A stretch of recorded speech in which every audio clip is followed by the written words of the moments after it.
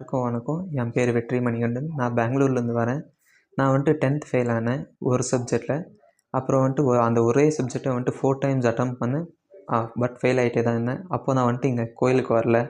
அப்புறம் நான் எங்கள் அக்கா வந்துட்டு பார்த்து அப்புறம் இங்கே ஒசூர் பிரம்மமலை கோயிலுக்கு கூப்பிட்டு வந்தாங்க.